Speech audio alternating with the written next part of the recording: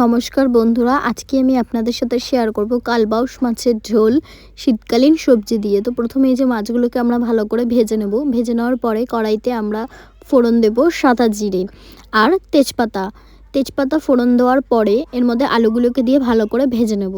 ভেজে নেওয়ার পরে আবার আমরা ফুলকপি দেব।